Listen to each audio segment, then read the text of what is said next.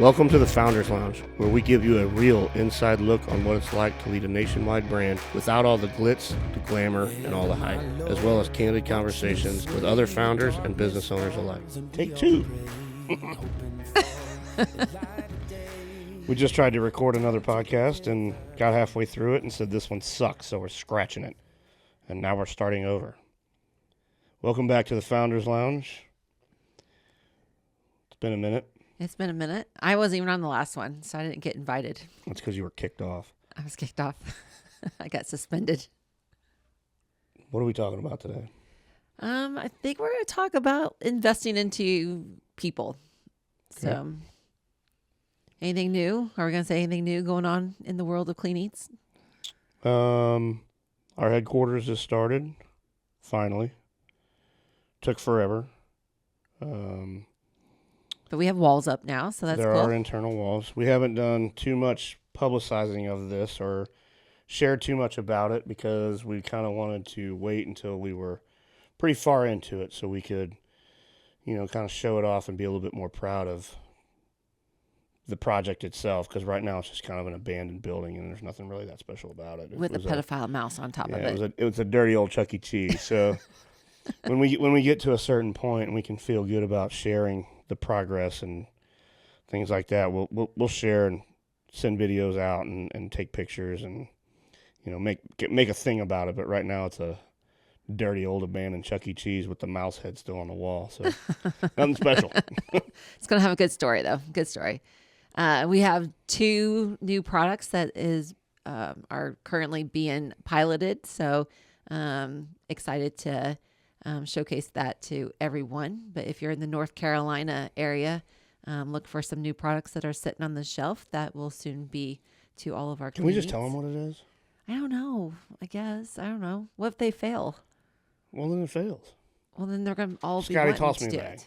If you guys are on YouTube and you can watch it, it's protein popcorn. I know it's been done a million times. Has it? But not like this. Okay, yeah. Yeah. I've eaten, we won't mention their names out of professional responsibilities, but I've had just about every protein popcorn on the market you can swallow.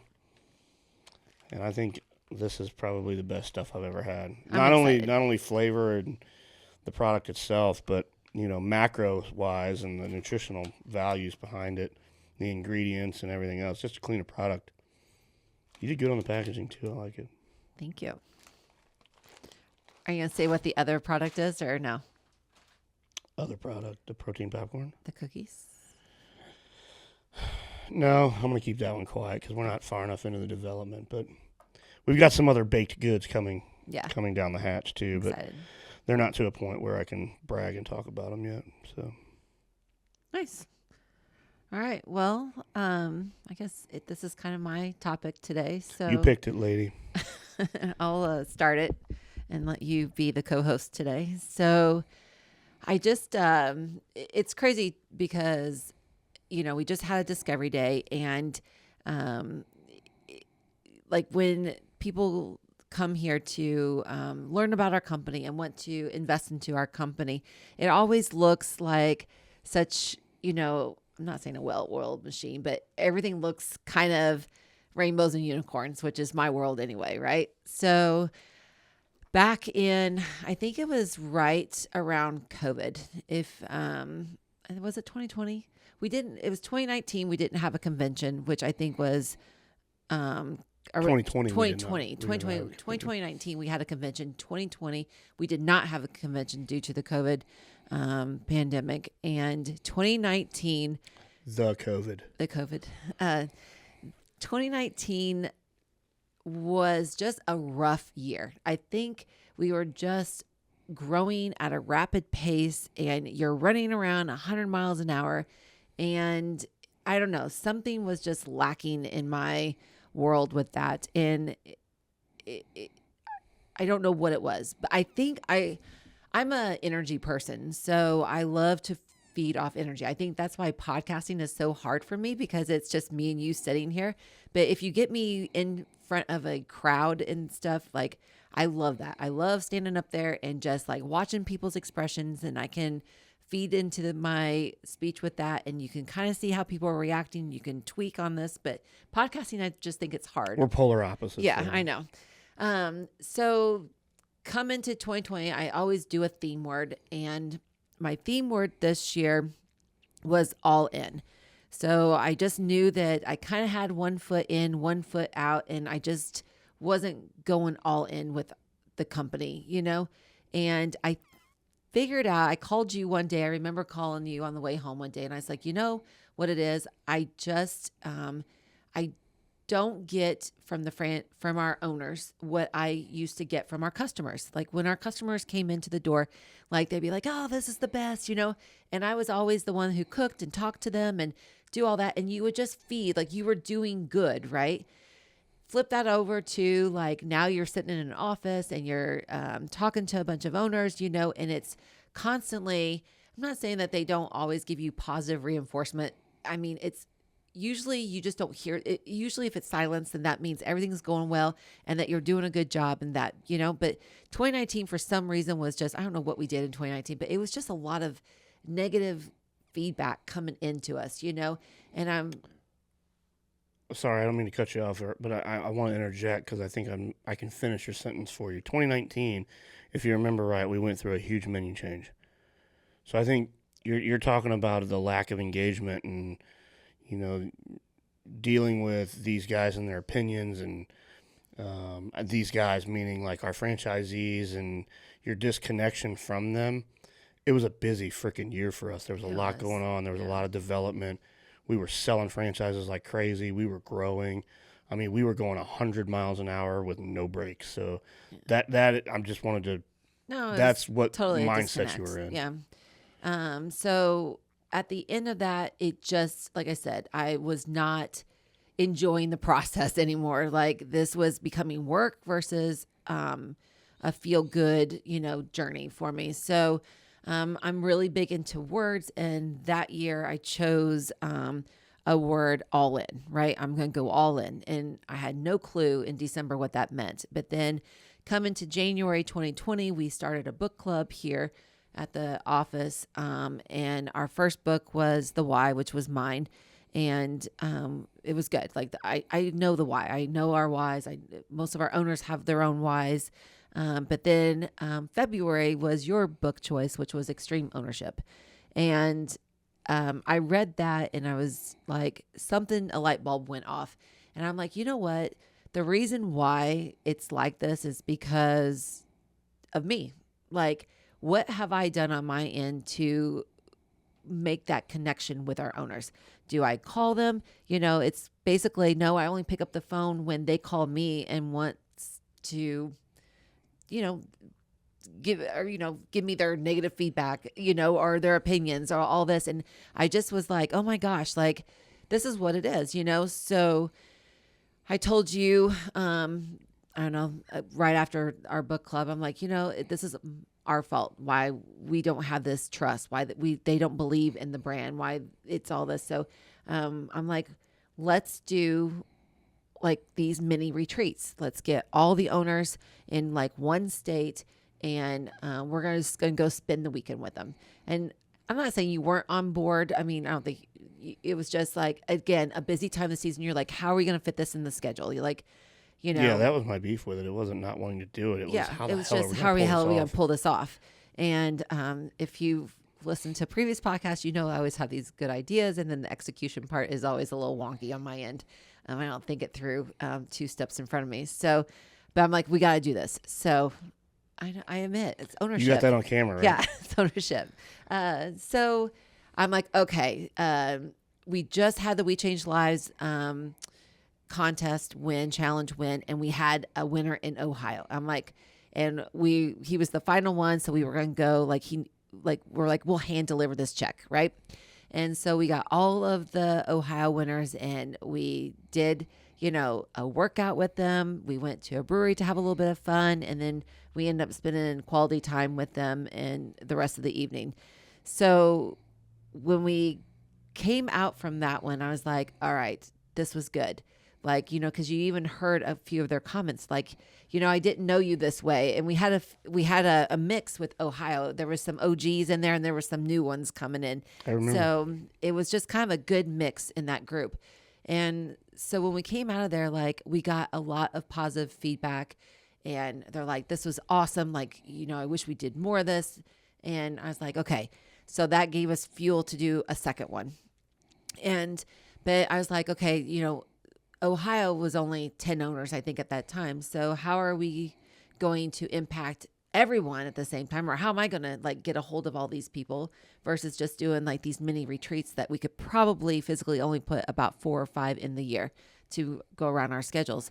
So I had one of the ops guys in the back print me off the master list with the phone numbers. And then they end up putting those names in my calendar. And so every day when I drove to work, I would call one of our owners. And so that's like, for me to get from our house to here was about 25-minute drive. So that was just a perfect enough time. And it's not when the restaurants or the cafes are open. So they should be picking up. And even if I knew who it was like the day before, I'm like, hey, can we jump on a quick call, And what was crazy about jumping on those calls is every time that I would pick up, they're like, what's wrong? And I'm like, what do you mean what's wrong? They're like, why are you calling me? I'm in trouble if you're calling me. And I was like, no, I'm just calling you to say, hey, like what's going on? And they're like, oh, okay. Well, we just thought that we were in trouble. So I was like, oh my gosh, like this is terrible because like every time they see my name, they must think that the same thing, that I'm going to give them negative feedback instead of positive reinforcement. So it really like got into, I'm just like, okay, we got to do better. Right. And so we've completed so far how many retreats? I think we only have 4 states left, or 5 states, which I just talked to one of our Florida owners today. And I'm like, I am putting out the Florida retreat today. We're going to get get it on the books. So what I learned from all of this is that you just can't expect to have relationships if you're not willing to put in the work, and it's the same thing with even like back to our business. If you're not willing to put in the work to invest into your customers that are coming through your door, then how do they know to keep coming through your doors? So it's basically the relationships, and I think social media has really, I'm a social media hater. I know that we need it, or like there's a lot of businesses that do it, but it's just, we've lost a personal connection. Big time. And, even though you like their post, do they feel the love that you're liking on their post? It's just a conversation that most of us don't take the time to have anymore. Which brings me back to another point. You took me to Sornex for Summer Strong one year, and there was a speaker there, and he was talking about love language. And it intrigued us because we're like, oh my gosh, like as they're talking about their team players, we're like, we can like implement this into our owners, because not everybody receives, valid, or I guess affirmation the way that we want. I want to send emails and I want to do text messages, and we want them to follow our systems and procedures and love everything about us, but it doesn't work like that with everyone. So having these conversations and having these retreats, if you guys take like the love language quiz, you can pretty much start to see when you're talking to someone and their actions and what things that they say of how they respond to positive reinforcement, right? So it's like the touch, quality time, valid, I guess, affirmations. Which one am I missing? Gifts and acts of service. Acts of service, yeah. Yeah. And then I think they'll put the link on the thing, or just Google love language quiz and you guys can figure that out. But not only did it do the owners, but like me and you took the test. And so what a wake up call for that, because I feel like in my first marriage, like how things might have changed if you kind of knew this stuff about each other, right? Like, I feel like always first marriages are always like the white picket fence, and you expect this from your partner. They expect this from your partner, but really it's not even nothing like that. Like, it's a total give and take, and not putting me into every sentences and how I feel. It's how your partner feels, you know? So when me and you took that, I mean, we basically found out our own love languages. So I think it was like a total blow up one day when it just dawned on me because I was doing laundry and I was like, hey, you know, like you were saying something. I can't remember what you said, but I'm like, I just did your laundry. You're like, okay. I'm like, well, what do you mean? Okay. Like, I just did your laundry. Can you not say thank you or anything? You're like, I'll just wear dirty clothes, or I'll just wait till all my clothes are dirty and do my own laundry. Like, I don't expect you to do my laundry. And I'm like, what man does not expect, like, not expect, but, you know, like, say thank you for doing your laundry, right? But then when we took the test, yours is quality time. So, which it dawned on me that day when you told me you do your own laundry. I'm like, okay, so his is the quality time. He doesn't care if I do his laundry. Where versus me, I am acts of service. So you do my laundry is like totally my love language, just so you know, if you want to go home, because there's a pile sitting there. But anyway, back to my stuff. So it's, even when we listen to other people out there, they always are saying, you know, no one believes in this. They don't do this. They don't do that. And my next question to them is like, well, what have you done, you know, to enforce that or to create a positive enforcement on that? And it really does take a lot of time and energy and to figure out the people. And I think we've done a really good job, because the retreats that we have done, when everyone came back into 2021 to that convention, boy, did it change in that room. You know, before conventions, I always have anxiety because you just never know what topics are going to get brought up, or what you're going to get, like who's going to raise their hand in the middle of the conference and start a holy war or something, about which has never happened. But you just never know, you know? And so 2021, when we had that, and how that whole culture, like the love in the room and the support and it was just crazy. And I'm like, oh my gosh, if we could have figured this out, you know, 6 years ago, that all it took was us just spending time and, you know, engaging and doing this differently, that how far ahead we would have been by 2021. I agree. So I'm going to back up and just kind of share my perspective on what you just said. And this one's going to be heavy. So after COVID, had we not started doing the things that we did, meaning, you know, I remember the day you came home and you're like, I'm going to start calling an owner every day on my way home. I think I looked at you like you had 3 fucking heads. I'm like, you're fucking crazy. There's no way I'm going to do that. And then I got to thinking about it, and I'm like, you know, maybe she's onto something. Because, again, like we had said before, at that time, there was so much shit going on, and we were so busy trying to develop and move the brand forward and make things better and grow and do all of these positive things, that there's a small part of us that is still like this, but I think we've gotten light years better at doing it. But back then, you and I were so personally involved that we would let the 2% negativity really just consume us and take over our life. And we would get so pissed off and so angry at, you know, the 2% of people that would bring us negativity, meaning our franchisees and franchise partners, that like we would take it so personally because we were trying to do all of these things to help everybody. And then when you read that book and you're like, you know, mate, we need to turn this around on us and we need to do this. I'm like, fuck that. Like, I am not engaging with these people. I'm not doing it. I can't do it, and blah, blah, blah. And I had to think about it for a long time. And then when you started doing it, I kind of thought to myself, you know what, maybe she's onto something. So then I started doing it, except I did it a little bit different. I made up a no-fly list beforehand. Oh my gosh. And I still have it. There is still a no-fly list on my phone, meaning I will not call them. Really? I don't want any interaction with them because you ever heard that saying, don't give anybody energy that doesn't bring you, if they don't bring you positive energy, don't give it, Yeah. And I just know that if I interact with them, it's not going to be a positive experience. So they're on my no-fly list. But anyway, so I started doing the same thing. And then I had to kind of figure out everybody's love languages without actually saying, hey, man, will you take this so I know how to talk to you type thing. I had to figure that out on my own just by having conversations and arguments.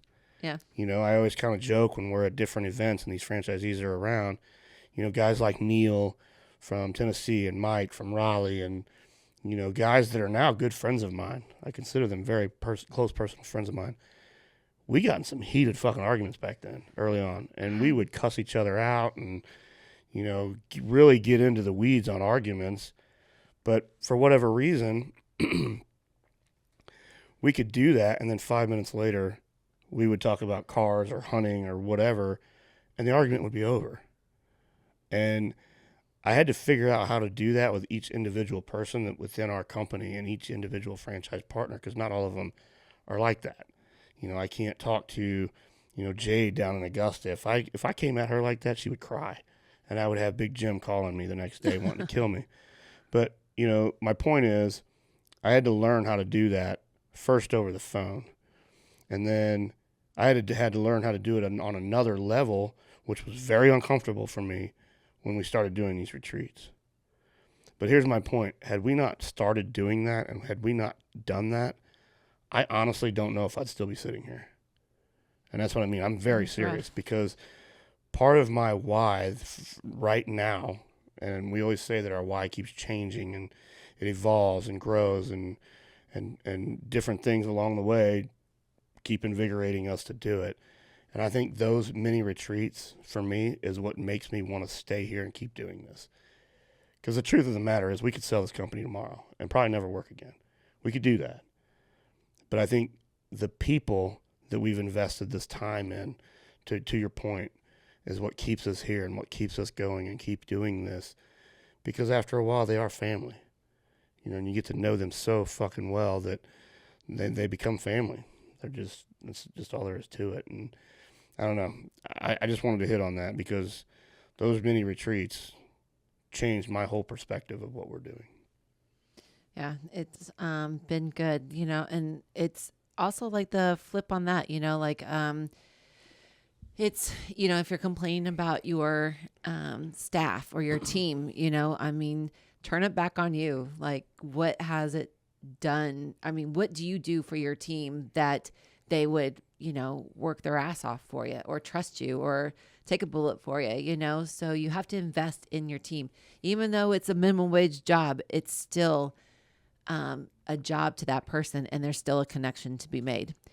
I think to your point too, like the owners had this misconception in their heads too, that me and you didn't work day to day. They're like, oh, you're making tons of money now. Like you're sitting on the beach drinking margaritas.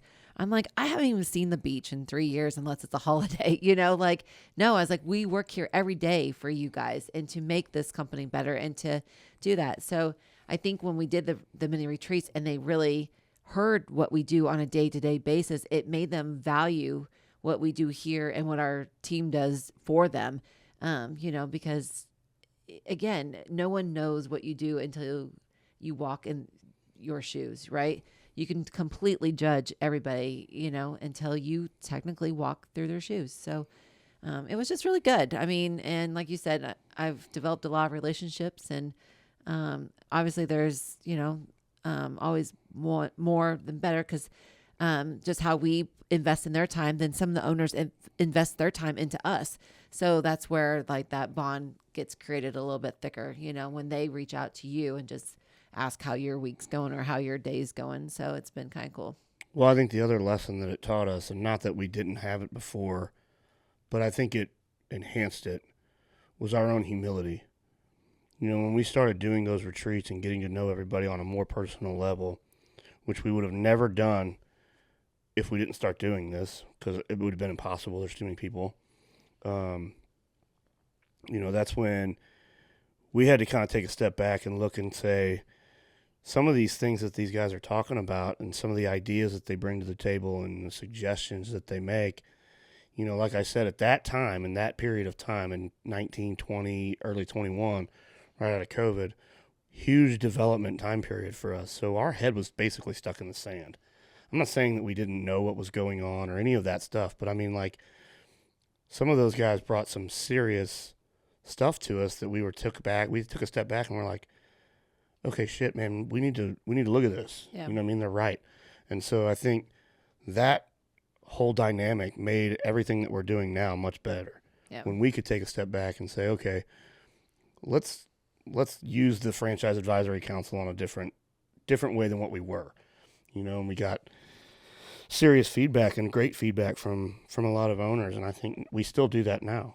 You know what I mean? They know that they have a voice. They can come to us, and we're going to listen and take what their feedback back and make a business decision from there. But I think another point that we learned was it enhanced our humility even more. Agreed. I'm trying to remember, who were we talking to yesterday? We were having a conversation, and we were laughing about the people that say, you know, good luck, you know, finding good people is good people are hard to find. And was that you? I was talking to somebody yesterday, and we were having this conversation, and they were bitching about trying to find staff and talking about their staff, and they were just bitching about the people that worked for them and this, that, and the other thing. And I was like, when I hear somebody say that, is a huge pet peeve of mine. It's like, when I hear you say that, my immediate thought is, you're the asshole. Yeah. For not taking the time to invest in those people. Agreed. So go check it out. Love Language is the quick little quiz online, and see how you can apply it in your business and your relationship and around you.